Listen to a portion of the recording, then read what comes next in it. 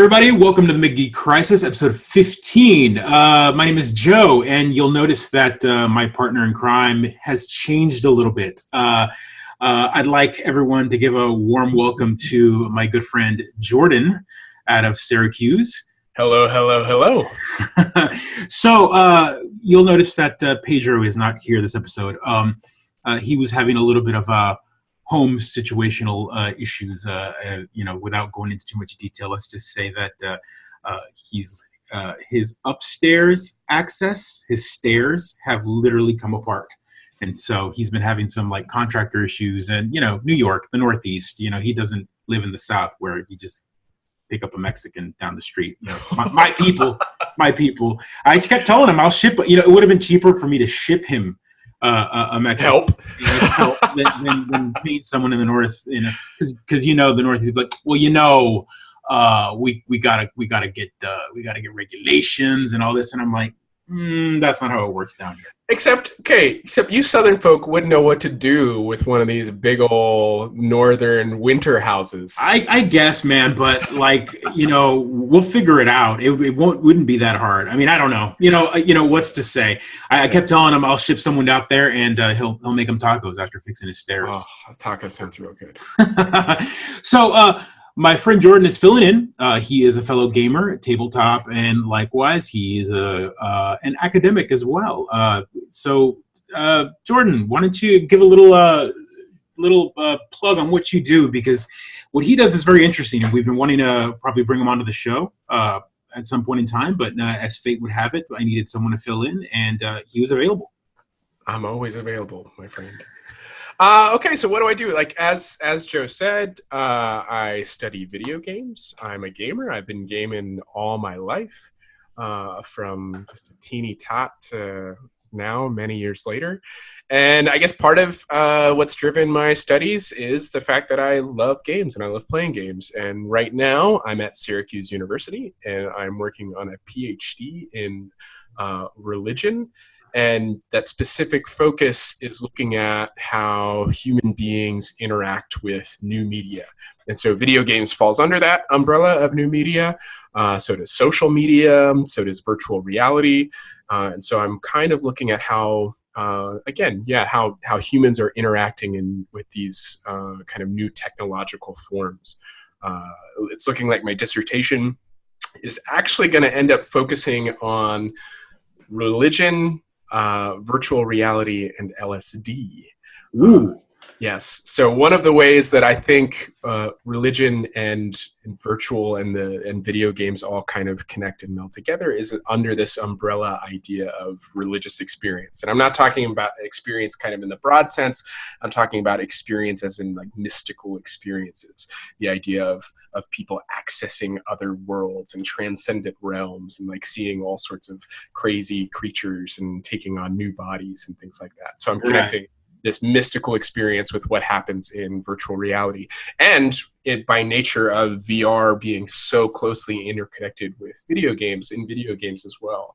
Although when we play video games now, we're kind of a step removed. I mean, people still talk about, like, when you play a game, right? Like, you're playing the character, you get lost in the character, you feel like you're connected with them. And right. And so depending on the game, yeah. And so, I mean, yes, some games are way more immersive than others. Right. So you can be a game where the character is predestined, right? So the character, the avatar has already been chosen.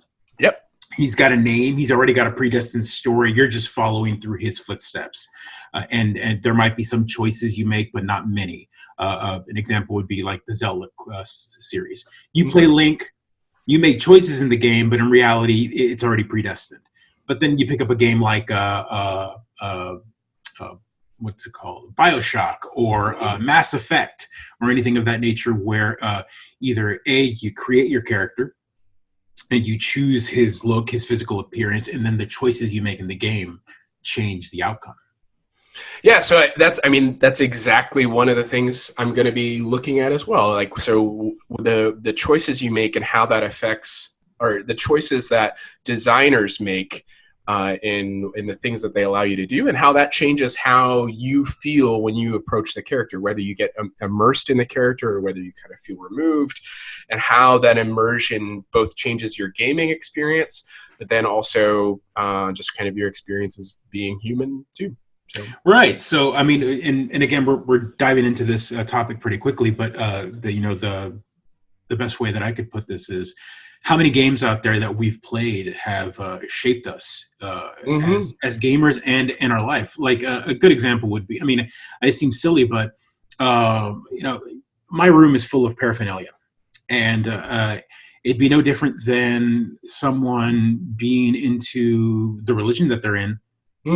And they cover their house with religion paraphernalia. They'd have, pictures of Christ and all that kind of stuff. And while I don't see these as deities, they definitely are icons of my life. You worship Superman. Oh, well, yes. I mean, we could go. That's a deep dive into he is a Christ-like figure. Yeah. And that's totally for sure. But I mean, a good example is I've got, right up here just on the shelf, I've got Transformers and Mega Man and Zelda and, Star Wars, and, there's a lightsaber right there, and, just a little bit of everything. But there are definitely some iconic characters that have shaped the way that I like. You can see that I'm into big heroic figures. Like Mega Man is a big one that I love, and Superman is definitely a big one that I love because they're big, bold, beacons of good. And that kind of stuff really shapes me and shapes my persona. Yeah, I mean, I think what's fascinating, one, about studying religion is if you ever study religion, you find a way to see religion in everything, which is a critique, but it's also awesome because it gives you an excuse to study the things you love. Right. But two, thinking about gaming, there's all sorts of layers for a religion scholar to kind of approach the study. So one is, as you say, fandom, these kind of battles between the Trekkies and the Star Wars fans. Sure. DC and Marvel. I mean, these are all kind of at their root. You hear religious language used all throughout, and you can do all sorts of kind of interesting cultural and religious analysis of how in-groups and out-groups form, the different rituals that arise out of kind of being a fan of one school or another. So that's one way of approaching it, just looking at kind of the paraphernalia and icons and all these things that surround culture. But then kind of the way I look at it, so I mean, that's definitely one way I approach it, and that's kind of, I keep my eye out for those types of things. But another way, again, is thinking about the medium of gaming itself. So I'm really, really interested in media and mediums, the idea of these things that mediate, that take something and kind of transform it, or transpose it, or kind of trans through it in ways that you kind of understand the thing differently, but also yourself differently as well. So when you're playing a game, it's mediating something to you. It's kind of the middle ground between you and maybe the code. You could argue that video games are kind of the medium between you and digital technology, and that relationship, that mediation, kind of is doing interesting things to us as well, even before you get other humans involved, even before you start getting these kind of cultural layers of fandom and geekdom that kind of add on to this one-to-one relationship between you and the technology that's mediating something for you. So I know one of your biggest focuses of late have been the VR space. Yeah. And I know that VR in general kind of has changed things. I mean, there's been all sorts of articles. They've been doing all sorts of things, from basic new layers of gaming, new layers of experiences. A good example was, I saw a wonderful little video online of Intel putting in a bunch of money and research into VR and the way it tracks. And there's one group out there that they scanned a whole go-kart track. Scanned the entire go-kart track using specific radar, and they mapped it. And then so you sit in the go-kart and you put on the VR headset and you drive. You can't see, but everything is tracked live in the game. Yeah. A way for them to drop either multiplayer, they drop pitfalls in the tracks, power ups. You have to swerve in and out, but they're not physically there. And that transcends you into another world, but it's one layer. It's one more layer that we've never been able to do before, where we play Mario Kart all the time. Like it's a game that we've always wanted to play, you know, and when we play, and then case in point, you play Mario Kart, and then you go karting, and the first thing you think of is Mario Kart. You're like, "Yeah, man, wouldn't it be cool to pick up power ups?" And where's my bananas? Where's my bananas? Where's my whatever? You know. So now you're gonna have that. You're gonna have this like full immersion of dropping you into a VR world where you're physically doing the action of go-karting, but without the consequences of like lava and all that for real. It's still a virtual world. And that's as simple of gamifying it. But then there's been articles where, and again, I sent you the link and you laughed about it and thought it was funny, is going to church in VR. And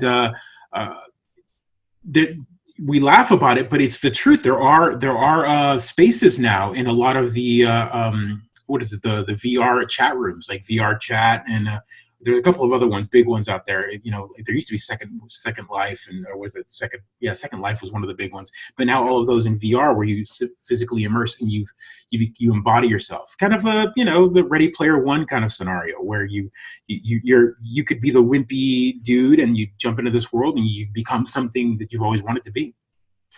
Yeah, I mean, call me biased. I mean, I do study it, and my future livelihood's probably going to be based on it.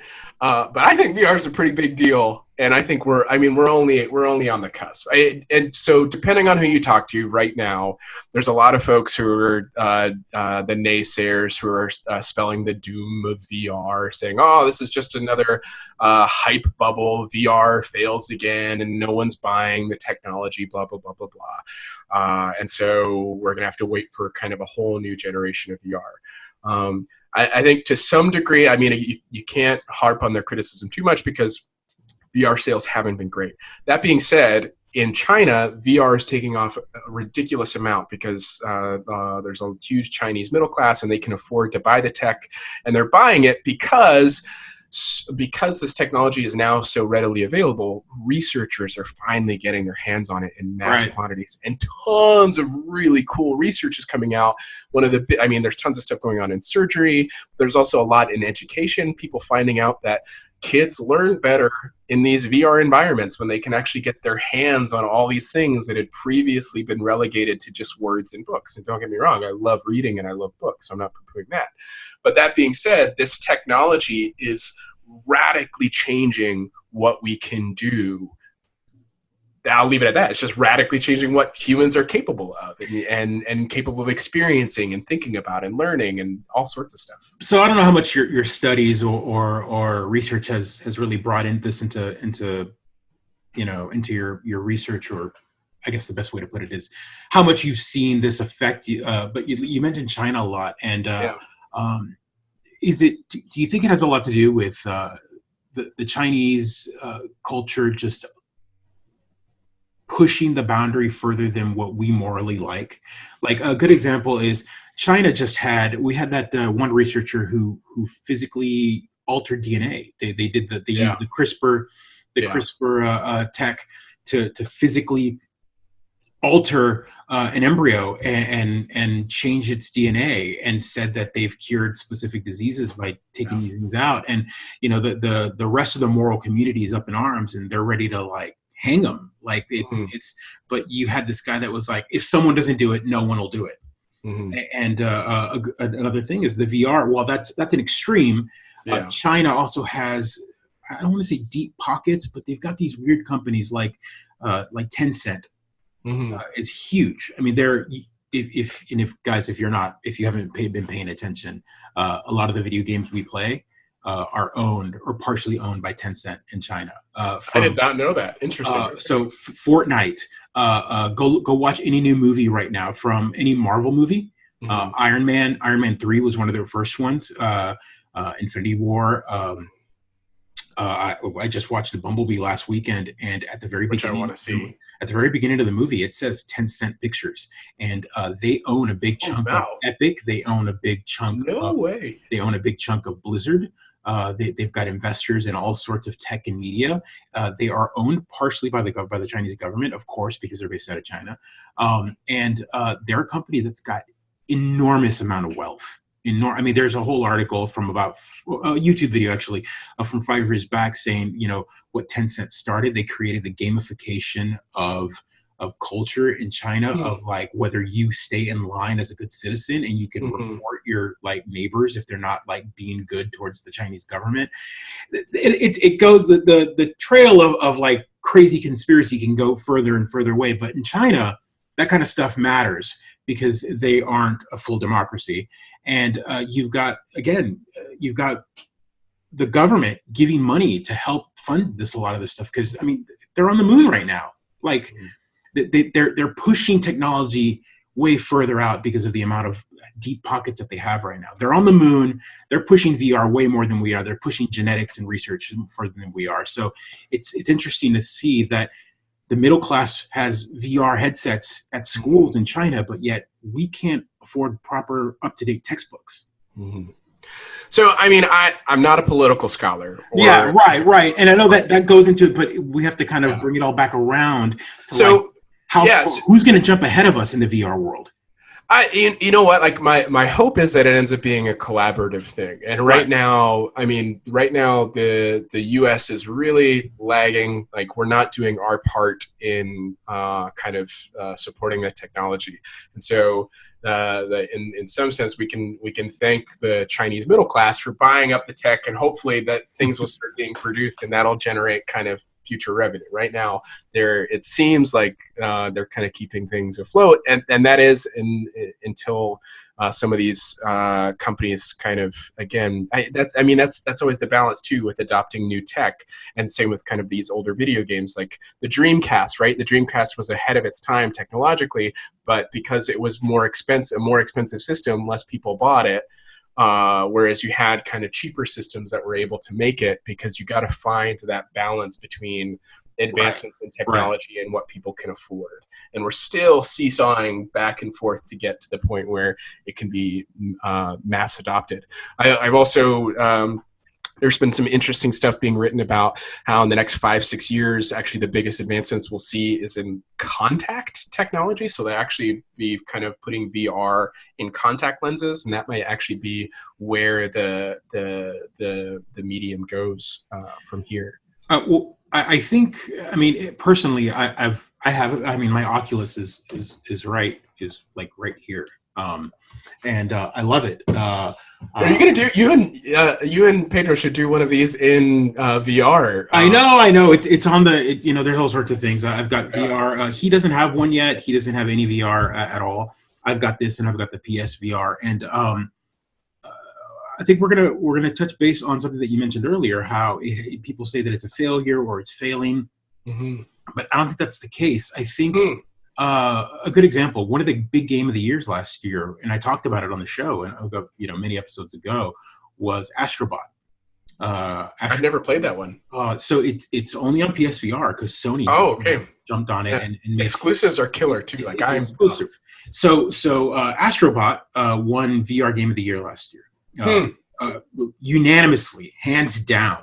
And if you're not familiar with it, go look at some video. Maybe I'll link some of the. Astrobot is the next step in platformer. So it's the Mario 64, the Mario Odyssey that you've wanted. Oh wow! The Sony, but it brings in VR. And so what it is you are the head, this floating head and controller in this world, and you move. And when you move, specific buttons allow you to move kind of further along the kind of track or the course or whatever. But then you use the controller and you're bouncing the character around, and there are secrets and coins and whatnot hidden under things. And so the way you get to them is you physically have to duck your head around and look around rafters and everything else. And then you run the character around. So it's a platformer on a rail system, kind of like the level progressive forward. Interesting. And you're the head, you're the camera. But so for example, let's say there's a big pillar here, and your character, you control them with your character, just like a Mario game. You're running around picking up coins or whatever. But let's say there's something hidden on the other side. But the only way to see it is you physically have to move Oh my your goodness. head around and see the Yeah. and then you're like, oh, there's a button back there. Or Yeah. the way you get it is you look down into the pit that you normally die in, and you see that there's a little platform that if you jump on, it bounces you back up, and that triggers something. So, but the only way you normally get to see that is if the level actually moved the camera for you. Instead, you have to move your head and look down. In some ways, like it sounds like Nintendo's Toad Treasure Tracker, Captain Toad Treasure Tracker. A little bit of Toad Treasure Tracker, a little bit of a platformer like Mario 64, or any 3D platforming game. It's all of that mix. It's Sony did it, and I played the first rendition of this was on a demo disc that they did with the PSVR. And I remember playing. It was just a one single level, and I was like, oh my god. If Nintendo did this, this would be amazing, because all I want to do is play a really long game of this. Yeah. And Sony someone somewhere went, they're right. I think this is the best demo on this disc. We need to make a full game based off of it. And they did. And they said they were working on it, and it got pushed back, and then eventually it launched. And it was a quiet release. It was like a $30 game, physical copy, and then they released a digital. And only the VR aficionados that played the PSVR bought it. And then all of a sudden, the media got a hold of it. It was like, oh my god, like this is it. This is the killer PS VR game. But long story short on all of that is one game that's specific to that console and built around that hardware, because they knew the limitations of their own hardware. Yeah. But it's still a cheaper headset. $200 gets you in the door, plus your PlayStation. You gotta PlayStation. And a PC that requires $800+ for the hardware, plus your $500 headset, give or take. Oculus has been better about it by providing the Oculus Go, which is essentially a smartphone built into the headset, and all you do is put it on, and it's ready to go, and it gives you, there's tons of fun games on there that give you the same level of immersion. I've tried it. I think back to the original conversation of this, and I know it's a long roundabout way to get it, but is hardware is too expensive for the basic consumer, but then they don't make the games specifically for it. So gamers call it a failure. Yep. But that doesn't mean that it's a failure in tech. Yeah. No, I agree. I mean, I think for any, I was at PAX East back in 2016, and while I was there, I put my name in for a draw, and I ended up winning. And the grand prize was an HTC Vive and a computer that played it. So I had an HTC Vive like a few months. Yeah, well, not day one. It was a few months after, because it took them a while to give me the prize, which is a whole other story. But yeah, I mean, pretty much like early on, and so recognizing that, well, one, that I'm a VR scholar, and how serendipitous is this that I want a VR system. But then two, also recognize this is history. So because I was at that point the only person I knew who owned a VR system, I started, one, inviting tons of people to try it out, but then two, recording them with their permission, of course, while they were in these environments, and then asking them about it when they were done. And I probably have videos of 80 people who have tried it out. And I mean, consistently, every person who tried it out was absolutely blown away. And it doesn't surprise me, because that fits with all kind of the anecdotal evidence you get hearing people talk about VR, and everyone who's had a legitimate VR experience. I'm not talking about Samsung VR, which is like a right. I'm talking like real hands tracking, room spatial level VR system where you actually get to walk towards something you see, bend down, pick it up, and then like look it around your house. Everyone is absolutely blown away, which shows you the technology is there. Like, we've got technology now. And again, it's so funny. Like, we're going to look back at this tech in 5-10 years and be like, whoa, how could people play when it was so pixelated? Blah, blah, blah. Right. You're 100% right. The tech is there. It's this. It seems to be this software issue. Is that there hasn't been that killer app, and I think your point was fantastic, in that especially so many of these companies have been focusing on thinking the killer app is going to be like a VR shooter. Like, everyone's trying to get in the FPS market. Everyone wants that, like, that killer first person shooter where you're running around. Right. And there's a lot of sweet gun games in VR. Like I think there's fun. I mean, you're just like pointing around shooting, and it feels like you've got an actual weapon in your hand. The issue ends up being a control issue. And I mean, this actually has a fascinating kind of history in video games to begin with. So if anyone's ever interested, like start doing a little research on the history of controllers and how you control characters in VR, the advancements in technology, and just like the little things that shift and change how you play radically shape your experience. So like, I mean, Nintendo with the 64 introducing Z targeting was huge. That was revolutionary. The idea that you could then kind of capture and focus immediate attention. And well, yeah, we've got those now. Now we've got, things like this where they're, these provide, spatial coordinates to different little cameras that are around my room, that allow that kind of tracking. And, but I mean, but the complication is, so they can track your hands, they can track your head, and they can track your body to a certain degree, but they're not going to be able to recreate that FPS experience of just being able to run up a hill, because right now the most efficient way space. They're working on the. I've seen the Omni treadmill. Omni treadmills, where they strap you in, but you're like on a disc of some sort. And you're running, and like it kind of you move this way. I saw a whole thing on it where they used it for Ready Player One. The company that did it used it.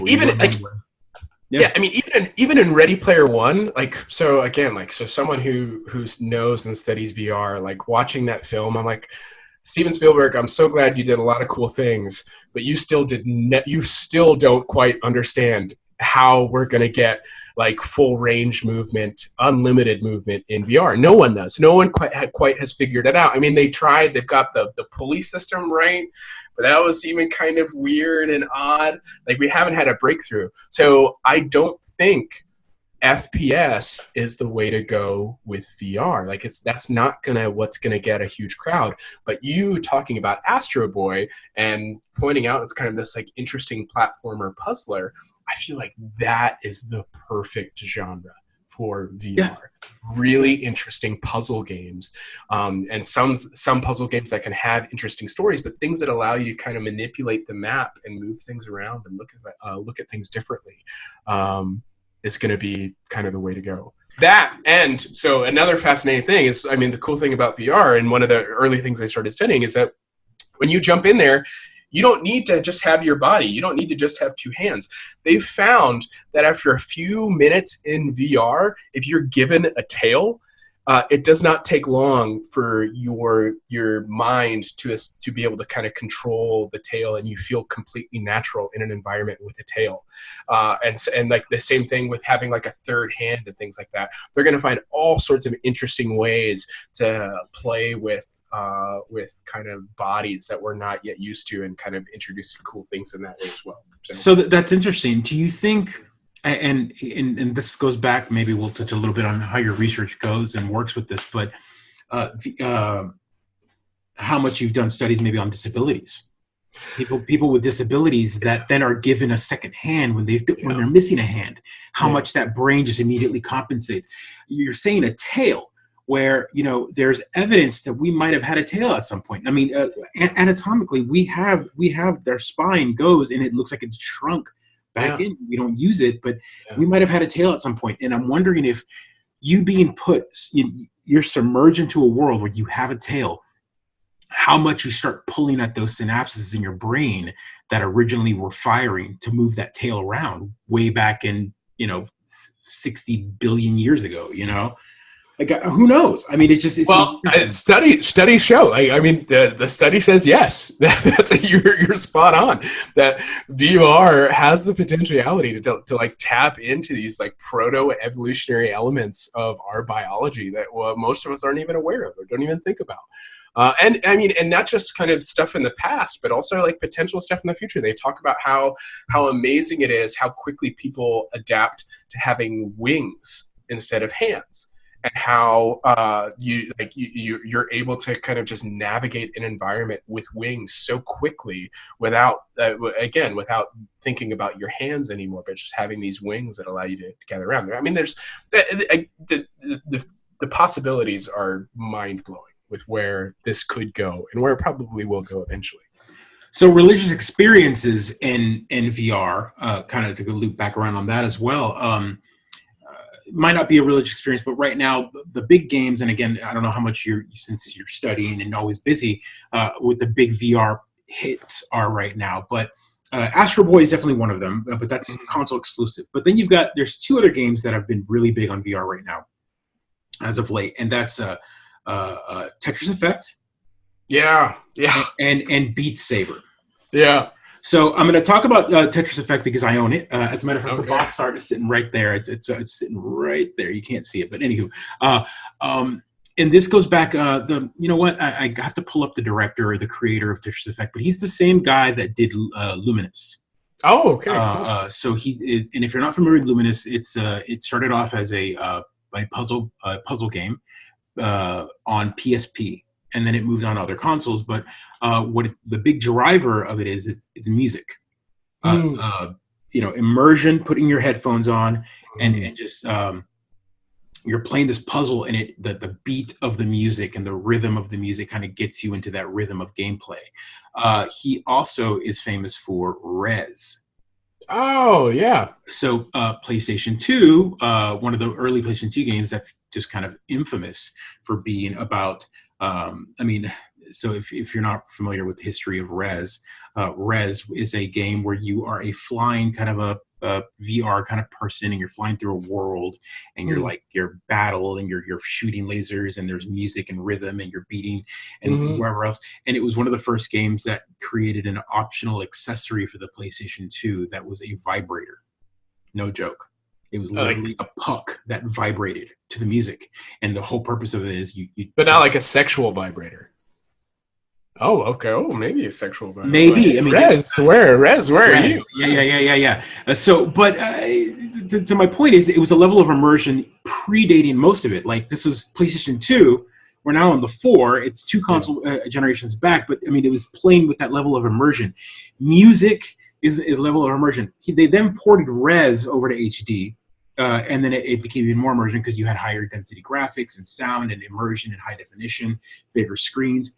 And then we've moved on to even more, where now they've ported the same game into VR. And that same creator has then created, they gave him the right. They're like, here's Tetris, do something with it. And if you haven't played Tetris Effect, you're in space. And you've just got a regular Tetris game, but the music and the colors just kind of come at you. And when you're done playing that game, your brain is in a completely different place. Like, not only are you just like, where have I been, but like the music can take you somewhere, and at the same time it can be very relaxing, kind of almost meditative in a way. Yeah. And Beat Saber is another one that's very music based, because again, we give you the visual, we submerge you into a world, but then visuals are one thing, but audio is another, and it's another direct plug into the brain. Yeah. And Beat Saber is a game where we're all playing. When we went through the big rock band phase, where everyone played, the guitar and the Guitar Hero and Rock Band, but now you've got a game where you're given lightsabers, and the whole purpose of the game is to, swing on key to the song. And if you haven't seen the videos, people are playing it and they're picking it up like that, and it's a full level of immersion. And those two games right now are, go look at the charts of VR sales of games. Those are right up to the top. Mm-hmm. So, I mean, I'm so glad you brought up Tetris Effect. So I don't know if it was Polygon or Kotaku. One of the gaming websites, gaming news websites, published an article, and the title was Tetris Effect is a religious experience. I was like, thank you.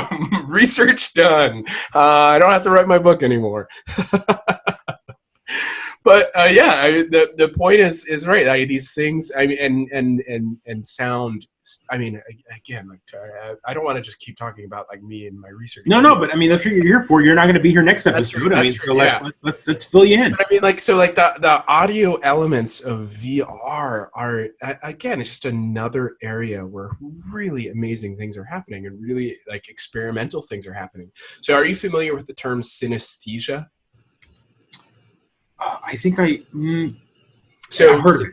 So synesthesia Elaborate. means when one of your senses gets confused with another sense. So it's those people that can see. Oh, right. So sounds. there's that one. There's someone that was online. I just read a story today of someone online that was he's on Twitter, or she's Mhm. on Twitter, I think, and she was tweeting out. People were tweeting their name, and she was saying what it tastes like. Yeah. So that's one What of their them. Yeah. name tastes like. So whatever Yeah. she was like, what's my name taste like? And so she would say it. She'd be like, it tastes like this chocolate, or very, Yeah. very minty for some reason, Yeah. and which is weird, but it's true. We have a good friend who's got super sense of smell, and Mhm. that triggers taste through smell, not just. And so again, super tasters, super smellers. That's Yeah. one. But Well, yeah, and so functionally, that's kind of what's the VR is giving us that ability, because now, well, and specifically kind of with sounds, is that now you can see sounds in ways that you couldn't quite see them before. right. In terms of color, you can feel sounds in different ways. I mean, our sense of taste and sense of smell, VR still hasn't got to, and I don't know if it'll ever really get to until we got direct implants. But in terms of sight and sound and touch, these three are getting confused in really, really interesting ways. So yeah, that's another thing that we should talk about, since we're touching this VR. This will be the VR episode in a way. We've talked about we've got visual, and Yeah, we're only going higher and higher. And you talked about maybe like retinal implants or whatever. yeah. And we can talk before the end of the show. We'll talk a little bit about your views on replacements and implants, Okay. Yeah. because I definitely want to touch on that. But we've got visual. Audio can be done very easily with things like this, headphones, or even good high quality speakers into our but binaural kind of Hmm. things. Binaural microphones can pick up all sorts of things. Just a pair of headphones can give you a whole sense of feeling. And you're probably familiar with this if you're into VR and all of that. If you've ever done this, put on a pair of headphones and done a search of like a virtual barbershop on. Oh, or coffee. You can do virtual coffee shop type thing, or like you're The just. virtual coffee shop, virtual barbershop is a very old recording of binaural recording. But essentially, you can look it up after the show. I'll send you a link. But or anyone listening to the show, please put on a pair of headphones and do a YouTube search for virtual barbershop. And it's an old recording, but close your eyes, put your headphones on, turn it up, and it is the most spine tingling feeling ever, because it's such an old recording, but it's spatially amazing. The barber will stand in front of you and talk to you in your ear, and Yeah. on the clippers, and you can feel them on the back of your neck, but it's all being done through only 2 speakers. What? Yeah, it's nuts, absolutely nuts. But that said, we've got sound, we've got visual. We can do so much with just these two. But the one Yeah. thing that we don't have is touch, and things like, and I keep bringing back up because it's the biggest form of pop culture that we have right now is Ready Player One, either the book or the movie, where they talk about the suits, the synaptic suits, where you feel pressure, you get kicked or whatever, and you feel that pressure pushing back. How far are we from that? Oh man! So I mean, the study of haptics is its own thing, and engineers are constantly trying to be creative with it. In terms of suits, I think from what I've been told is that they've had haptic suits since like the 80s, right? But it doesn't feel good, or it's too expensive, so it's not great in that sense. So the technology is probably there. It's just not good enough. Physically, we can put motors all over our body that push at certain spots, Yeah. but it's the weight, it's Yeah. the feeling of unnatural. Like, what you want to feel is naked, right? Yeah. Like, the idea is you want to feel naked with nothing on. Yeah. Close your eyes and you're in a world where all of a sudden those feelings are completely. You feel weightless. If you want to fly, you don't feel like there's anything on your body. If you're out on a desert, you want to feel hot. There's got to be ways to like change temperature. If you're swimming, you want to feel wet. You want to feel water. You want to feel that coolness of water. So that's definitely a level of immersion that, while some people might not, you don't need it. It's not. Yeah. Again, we have religious experiences, just by putting on headphones and visual, Yeah. two of those inputs. But if we can push one more, the touch element somewhere, that will cross kind of an uncanny plane, I think, Yeah. when it comes down to movement. No, you're 100% right. Because then it's again, every sense that gets simulated adds to the realism, and the realism is pretty nuts all there already. So, but most of the time, if the technology can't catch up, it's a matter of tricking the senses in a way. So I mean, we've had VR since what, like 1880 or something like that, when some of the first sensoriums were brought out, where people could like look in these wooden boxes, and because of kind of illusionary tricks, people could feel like they're in these worlds. They also used to create massive dioramas to make people feel like they were at a place, things like that. So we found ways of tricking the senses before, as opposed to kind of providing high fidelity projections or high fidelity recreations. In terms of haptics, and in terms of taste, and in terms of smell, so from what I understand, and with the research I've done, and the kind of familiarity I have with technology that's in production right now, it sounds like we're a long way away from getting that type of realism through like haptic suits or even haptic gloves. I mean, part of the problem with gloves too is that everyone's got different sized hands, so you end up having to produce kind of you'd have to send in like your hand size or like try things out. So there's all sorts of difficulties in kind of matching a haptic to a particular person's body. In my meager opinion, and based off kind of what I know right now, the closest we'll get to that stuff is when we start kind of figuring out how to do neural stimulation a bit more. So right. So where we physically don't have to have a suit, we're going to the source, as opposed to touching our hand. Yeah. We just touch whatever central point over here that makes us feel like something's touching our hand. Yeah. Or I mean, or alternatively, like, yes and no. In some sense, it's still a matter of faking it, right? So it's like you're faking kind of a spinal sense, and even getting to that point, we're probably quite a ways away from there as well. So yeah, in terms of I mean, people are always afraid that the virtual worlds are going to get so realistic that humans are going to escape into them and leave this world behind. I think we're quite a ways away from there yet. I think we can do some really cool stuff in the next 20 to 30 years, barring climate change not destroying us all. But in terms of getting to a point where a virtual reality replaces our reality for most folks, I think we're in a kind of in the highest fidelity sense that it could. I think we're a ways away, if not ever going to get there. I think the percentage is different there. While I'll argue you, I agree with you for the majority of people, but I think, and this is just a personal experience, I don't have any research, so this is me, could be talking on my ass here, but I know individuals that, and there's been studies and things, different documentaries, and other people have talked about this, but people that have been addicted to MMORPGs. Oh yeah. So I mean that's a great counterpoint to bring up.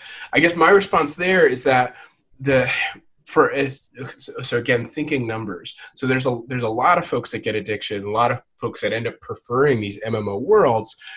I would push back, and I think even watching some of the documentaries that I've seen and some of the research on there, the people that have would truly kind of prefer those online worlds, it has less to do with the fidelity of the visual fidelity of like the trees. Yeah, they're willing to forgo like the actual fidelity. To them, it's just the escape. Like whatever small keyhole they can go through, they will go through it. But the escape in terms of gaming sense, I think is partial too. I think the real draw for most of those people who get addicted ends up being the social realities that they encounter in these Right. worlds, that they end Right. up joining a clan, and they have relationships in these worlds that are far more real and far more substantive than any relationship they might have outside of these MMO worlds. So I think it ends up being a kind of a different way. So I mean, yeah, I'm sure VR worlds, they're going to get to points where they're going to addict all sorts of people, and all sorts of people are going to rather escape to these VR worlds than our own realities. But I think the bigger thing will end up being the type of relationships that they have. That will be the draw. If people can interact and have kind of intimate, not necessarily sexual, although sexual is definitely going to be a part of it. I mean, that's a whole other market. I mean, I know yeah. But I mean, it's legitimate. There's nothing illegitimate about it. I mean, we can laugh and make fun of. And not saying that we are, but the geek community will always kind of like poke fun of it. But honestly, let's be real here. There are many individuals that while they just can't form relationships, whether it be that they're not social enough to form a relationship with people, but they ache, the body aches, the mind aches for physical touch, physical intimacy of some sort. And companies like VR technology is pushing those boundaries and allowing them to feel some sort of, at least it might not be real love, but to them it's some sort of like physical attachment to people online. And back to the argument here, or not even argument, it's just the matter of fact that I personally, and I say this because I one day we'll talk about another episode, but I had a roommate that was deep into the world of EverQuest, and they lost themselves to it to the point where they lost everything in the physical world, from an actual relationship of a fiance to a job to everything, because they couldn't maintain the physical world with the virtual. They preferred they would spend all day, every day talking to someone on there, living a life, relationship, etc. So, but it wasn't a solo experience. It was that they were okay. No. So, there was someone else there. There was someone else physically not only feeding them these emotions, but there was an emotion. It was no different than me and someone else locking ourselves in a house and being agoraphobic with that other person and just living a life together. The only difference was they were thousands of miles away. And the only experience they really had wasn't even like, this was back in 2002, 99 maybe, I think. And EverQuest would have been around the turn. 99, 98, 99, I think, if I remember correctly. And they, their video and audio chat was not something where we had the throughput for. Like cable internet was still at DSL was at its early, and so they weren't doing audio. It was all texting and chatting. Type. Yeah. So, but it's funny.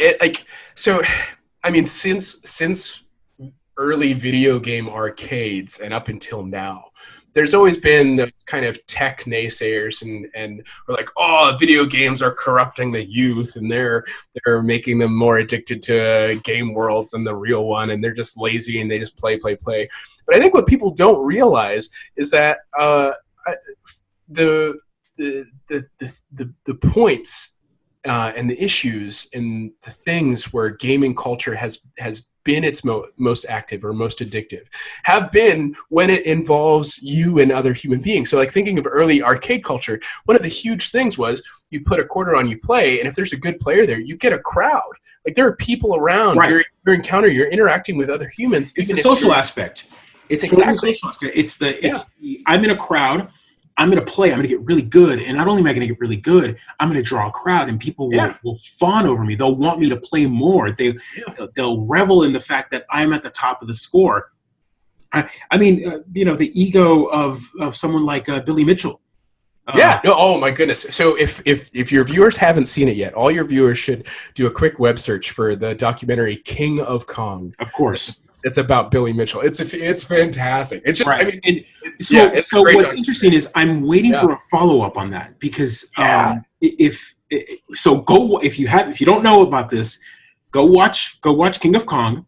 I showed my wife this this particular one many years ago. And since that documentary came out, since, it's almost 10 plus years old now. It's pretty old. Multiple advancements in that particular story of since, because of that particular Don't give spoilers though. No, because of that movie, it reignited that particular website that they talk about, Twin Galaxies. Oh, I didn't even know that. Yeah, and it caused people to compete and beat those particular scores, which knocked this individual out of like contention, and then caused him to like resubmit things. And without spoiling stuff, he has been defrauded. It's just there's more to it. There could be a sequel to it, which I'm really waiting someone to pick up and do. Yeah. For sure. But okay, so I mean, but in thinking about video games' broader history, we start with kind of arcade culture that again had this huge social element. You had to go to these spaces and usually went with groups of friends, or you encountered there. And then we moved to the early console generation, and I mean, so you have the crash after Atari. Because I think at that point people didn't quite figure out like kind of what to do. All of a sudden it was in your home, and that meant it didn't have the same social element that it did. But then all of a sudden you get to Nintendo, and then people start inviting their friends over, right? And same with Sega, like you invite your friend over. That's where couch co-op became the thing. Like that's right. You down your friends and let's play RC Pro-Am together. Let's play Mario. You play Mario. I play Luigi or whatever, and we'll go through and we'll compete for high scores. And now it's the safety of your home. Now it's no longer on the streets. It's not home. But now again, there's always going to be a culture and then a counterculture. And the counterculture will always, as much as people want to say it's antisocial, it's very social. It only succeeds once it gets social. Right. So I mean, you go from consoles, then you go from people forming LAN parties. I remember all throughout kind of the late '90s to the early 2000s, me and my friends constantly having LAN parties, whether it's with our console systems or with our PCs, playing games, connecting, finding ways to make things social. Then you jump into the social aspects of online gameplay with the Halo Wars of people playing kind of multiplayer in the early Xbox Live. Right. And of course, now you have Twitch. And I'm not surprised in some sense at all by Twitch's success, because it's primarily a social platform. It is a new form of social media. It's that one kid at the arcade awesome saying funny things in a crowd around him. Like the idea that people will play a video game. I've got friends and I'm a DM, as I've mentioned before, and my players are all 10 plus years younger than me, and they're all part of that generation where they will fire up a video game, but then they won't turn on the TV behind them. They'll fire up Twitch and have just a let's play or someone streaming a random game in the background. And so they're playing their video game, and they turn over and they're watching someone else play a video game. And it's not the video game addiction. It's more like it's social, but they're more interested in seeing live now, in the now content than they are some recorded sitcom on TV. No, you're so like all of this to say, I mean, again, people get afraid of new technology and the things it can do, but typically we humans find a way to use that technology to connect to one another in ways that we never could before, which is fascinating. I mean, to talk about a cool kind of positive human story. And there's nasty things like that. We're always going to have trolls, but we got trolls in real life too. But and maybe this new technology amplifies their voice a bit more, but it also opens space for those who might not be able to connect in other ways, which I think is amazing and worthwhile. I don't know. So actually, I was just reading an article today about a Twitch streamer who's doing stuff with Star Citizen now. I guess he got kind of famous playing Call of Duty, Black Ops, and Fortnite, but then got bored of those. So now he's started doing this Star Citizen thing. And for those not familiar with Star Citizen is this weird, controversial MMO. Is that the one that was on Kickstarter for the longest time? That kickstarted like 8 years ago, and they're still in development. It's like they don't have an end date. The game's just been developing forever, but the creators keep on kind of releasing bits here and there for people to get excited about. But we've talked about that on this show. We've talked about how that's the feature of games. Yeah. The feature of games is no longer the complete game. Here it is. Yeah. It's games like Fortnite that Yeah. release a public early access beta, whatever, and then Yeah. just keep feeding you patches. Yeah. And the game now is no longer the same game you played 6 months ago. It's an ever evolutionary game. And it's exciting because it's always changing, which is cool too. Anyway, Right. so all that to say, so Star Citizen, this guy now is Twitch streaming. What he does is, so like he picks a night every week. He's like, okay, we're about to get Star Citizen going, so he loads it up, and then there's people on his stream watching them, and he'll get like 50 of them. So 50 of these streamers and viewers will then get loaded into one of these persistent worlds, and then he's just like spontaneously creating this cool multiplayer event in a game not necessarily built with the intention for how he's using it, but Twitch has enabled him to do these really cool matchmaking things with strangers, but then also fans, and it's a way for people to kind of interact, and then they're like creating these wild things together, and then all feeling like they're like a part of history or part of the event. So they're metagaming, they're gaming with exactly. They're gamifying the game. And what's interesting about that is without him knowing, he is physically game developing for Star Citizen. What'll end up happening is, sadly, and maybe to his benefit, maybe not, but the developers see all that data, and Pedro likes to talk about the numbers. He's a big data guy, data analyst and all that. He likes to talk about the numbers a lot. And he would probably be fascinated in the fact to see, what are they doing in my game? How are they treating it? They're doing this whole new thing. We should find a way to implement that into the game. Let's create a creative mode. Let's do a mode. Let's create this mode. They're breaking the game by doing something unorthodox in the way we wrote it. Let's make it easier for them and do that. And Fortnite has done it. Minecraft. I mean, let's talk about Minecraft. Is a game that started off as like a little, game that just became a wow. People are programming like full languages in our homes. Let's give them the tools. Let's keep writing these tools better for them. And what they're doing is these streamers are for free, but yet they're making money through their monetization. Yeah. They are creating content for these developers, and the developers just have to go add it to our game. It's interesting. It's a give and take. But it's also, thinking about the future of gaming too. I mean, there's some games you don't want to do that. Some games are just better off as like released as a complete pocket, like especially kind of more story-driven games. Right. You don't want a patchwork story-driven game. But some of these other kind of games that are more about kind of exploration and adventure, or even kind of competitive elements and things like that, it seems like it. I don't know why. Well, actually, I do know why. But in the future, I think, and I hope, developers will start realizing that their players can be involved in the design process. And so I think part of the problem has been, over the years, so few people know programming languages or have been able to do anything with any of the kind of video game creation tools. But now, more and more people at a much younger age are picking up these tools like Unity, or learning how to program in like C++ or C# or whatever, and they're able to kind of create content. So I think, and I hope, more developers will recognize, hey, we can have players involved in kind of this creative process. Let's give them the tools to create stuff, and then as they create awesome stuff, let's include it in the game. Look at a perfect example of this, without me straying the topic too much, is Halo.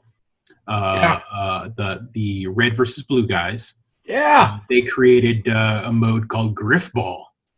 Yeah.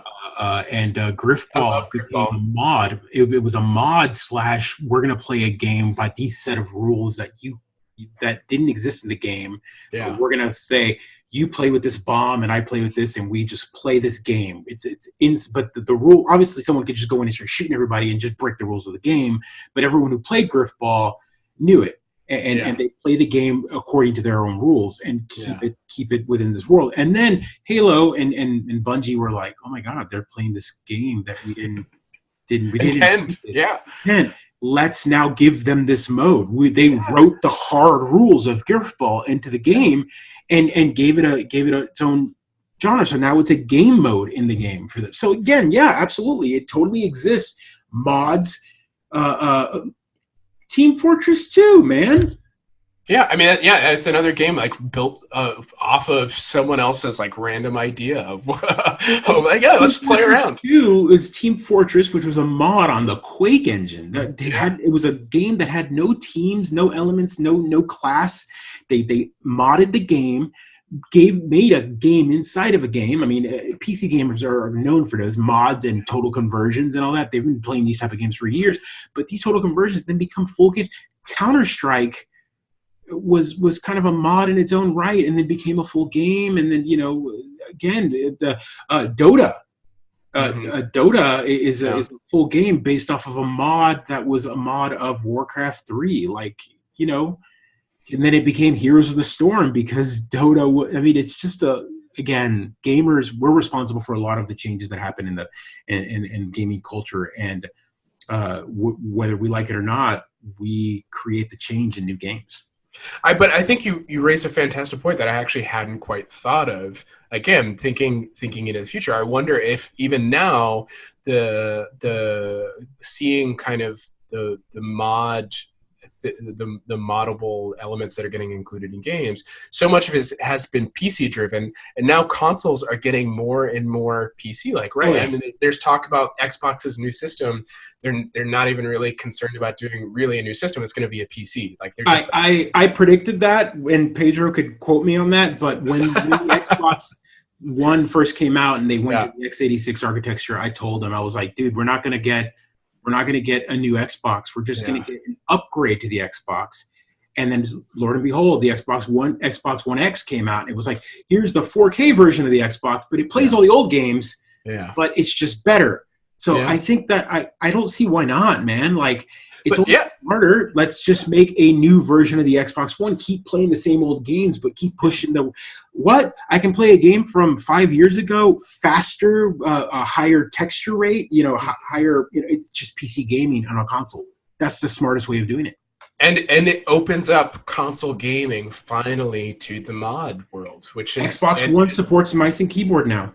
And I think the more people we have in the modding community, the better, because we're just going to get sweet, cool things that we could never have thought of on our own, but someone else had a random idea and they find a way to put it in the game. How much we've changed gaming in general as a whole from sci-fi, how much sci-fi and pop culture has affected everything we do from our daily lives to video games. It's fascinating. It's fascinating. And your body of work, it kind of is amazing that you kind of get to do that. I mean, talking and living, and studying the world of VR as your study. Hopefully, things keep progressing. I'm excited. Where can our fans find you? Okay, well, they can find me on Twitter. They can find me on Twitter at Jordan B. Lowen, Loewen. My handle is typically Legacy7070. That's Legacy 7070. And it was my Twitter handle for a while, but then as an academic, I was like, I can't have my personal Twitter handle. For sure. But that's my gamer tag is Legacy7070. So feel free to add me on Xbox, on Steam, basically on any social media or gaming media system. That's what I'll go by. Also, shameless plug. Do I have space for a shameless plug? We got time for it? Yo, please, okay. Plug away. Shameless plug. So Mid-Geek Crisis viewers, keep your ears and eyes tuned because my sister and I are actually planning on starting our own weekly Twitch stream called Brother Sister, in which we Twitch stream us playing, like just for half an hour of us playing kind of classic game from our 90s childhood. So thinking back through, we're gonna have commentary on the 90s, commentary on the games, just kind of our own personal stories. And also the shtick is that you won't actually see our faces. You're going to see animated characters because we found a way to use Character Animator from Adobe. So we're going to have these little characters that represent us doing the talking as we're playing these games. So it's a better stick than we got. The funny thing is while you replaced Pedro this week, we still haven't lost our beard ratio. It's still I know 100% beard ratio. No episode without beards for sure. Yeah. So so think about people find me. Twitter. I'll put all that in the notes below. Great. I'll get all of that so people can find you. I want them to hear more of you. I know that you've got papers and all that kind of stuff that have been written. I'm not sure what are public and what isn't. Obviously your dissertation isn't out there yet. Not yet. Yeah. I feel like people want to hear more. I mean, we've had conversations on Facebook from my friends going, where do I see more from you? And this is a good way. I think I'll plug this particular episode towards that particular individual and say, sweet, man. And let folks know I'm happy to ask questions. So I mean, it's weird to think that it's weird being an expert in a field, and like, well, one, saying that sounds weird. It's like I'm definitely not cocky in that sense, but I also have to admit it. Like, I've spent the past 5-6 years just reading and writing about this stuff. No. Sometimes like I know it. So if people have questions, you are an expert in the field. If I can't answer your question, I should at least be able to point you to where you can find an answer. And if people just want cool updates on some of the top interesting things in VR, I'm happy to share. So yeah, feel free to send me a message, anything. Yeah. And before we go, we're about to hit that hour and change. Oh. Okay. We're good. We're doing excellent on time, actually. This particular episode for me has been brought to you by Defiant Single Malt. And as people know, I am a whiskey drinker, and I'm always sipping on something usually when I record this. But my friend Jordan is a very sweet drinker. And what are you drinking? I am drinking Leinenlugers. Leinenkugeln. Berry shandy. Yeah, so the running joke is sugar is his go-to, and sweets and berries and fruits. He's the only person I know that like digs on those what is it, the Bud Light Limeritas. The Limeritas and all. Oh my god. My teeth hurt just thinking about that. Oh, absolutely. All right, guys. Well, look, this has been another episode of the Mid-Geek Crisis. You can find Jordan. I'll put the links in the note. Pedro will be back next week for sure, and I'm sure he's going to be like, "What the hell, man?" But we wish him well on getting all his stuff up and running. Jordan, happy to have you. Maybe we can have a 3-bearded episode. That'd be great. And that'd be great. He will be with us probably at PAX East as well. Woohoo! Are you guys doing a live show? We are definitely going to attempt it for sure. That's awesome. I'll make a guest appearance. Absolutely, that would be great. Either that or I'll film it. Whatever we do, we'll figure it out. But we're definitely doing the Mid-Geek Crisis. It's the only time we get to be together, Pedro and me. And if you're there, I mean, you've already been on the episode. You're technically a honorary cast member. Sweet, I love it. All right, guys. Again, please share, like, subscribe, follow this guy. This guy right here. Follow this guy right here on Twitter. Send him some questions. By all means, we'll maybe bring him back again. We definitely want to dig more deep into that religious spaces and whatnot. We talked more along tech on this time, but yeah, we want to definitely pick his brain on more things because I know there's layers of that to kind of dig through. And again, like an onion. All right, guys, another episode of the Mid-Geek Crisis is over. Thank you so much. Have a good one, guys. So long, friends.